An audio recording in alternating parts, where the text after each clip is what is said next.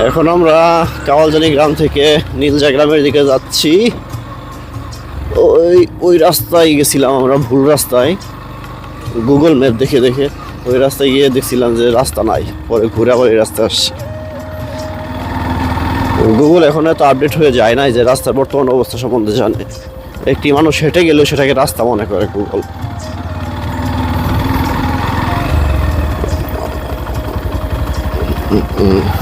Wow, দেখ কতগুলো হাঁস।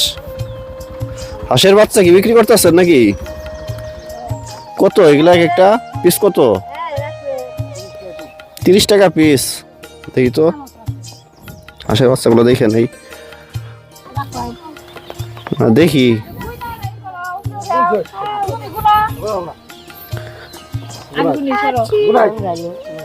ভালো আছে তো?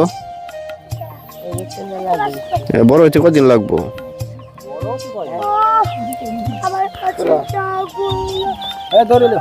আপনার বাড়ি কই? সিরাজগঞ্জ না? আচ্ছা, সিরাজগঞ্জ একজন লোক দেখছিলাম, ওই দিকে গেছিল বিক্রি করতে, ওই লতিফপুরের দিকে দেখছিলাম।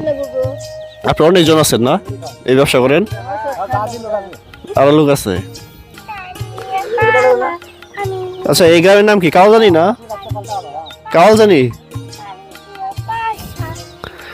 নীলজা ওইটা নাকি? ওই যে এই ব্রিজ পার হলো কি নীলজা? ঠিক আছে ভাই, আই তাই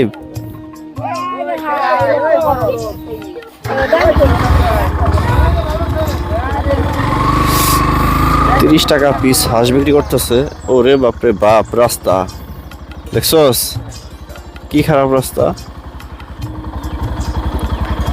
এই কাওয়ালজানি থেকে নীলজা যাওয়ার রাস্তার অবস্থা খুবই খারাপ।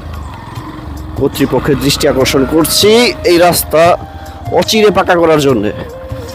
বাংলাদেশে যে পরিমাণ দুর্নীতি হয়, এই দুর্নীতি বন্ধ হলে অটোমেটিক এই রাস্তাগুলো সব ঠিক হয়ে যাবে। আর এগুলো বলতেও তো ভয় লাগে। আমি একজন সাধারণ ব্লগার, আমরা সাধারণ ব্লগার, রাস্তায় ঘুরি, ব্লগ বানাই, সাধারণ মানুষের জীবনযাত্রা, পরিবেশ, আমাদের মির্জাপুরের সাধারণ মানুষের কথা বলি। এইগুলা বলতে গিয়ে মাঝে মাঝে এমন কিছু কথা বলা লাগে যেগুলো আসলে অনেকে মন খারাপ করে, অনেকে অভিযোগ করে, তখন সেগুলো বলা যায় না।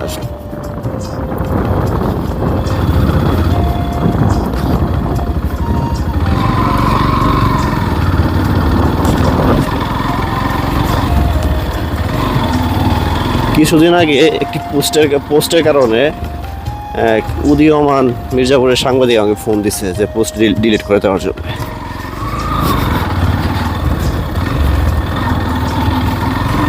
আর সাংবাদিকদের কথা কি বলবো, সাংবাদিকতাকে একদম নষ্ট করে ফেলছে কিছু কিছু লোক। তারা না করছে কোনো লেখাপড়া, না করছে কি, সাংবাদিক হয়ে গেছে, ফ্রিল্যান্সের সাংবাদিক। সাংবাদিকতা অনেক বড় একটি জিনিস। আমি কিছু লিখলাম আর দিলাম, সাংবাদিক হয়ে গেলাম, বিষয়টা এরকম না।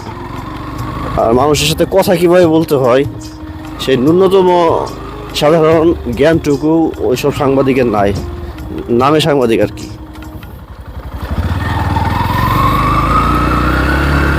যাই হোক, এই কথা না বলি, তার নামও বলবো না।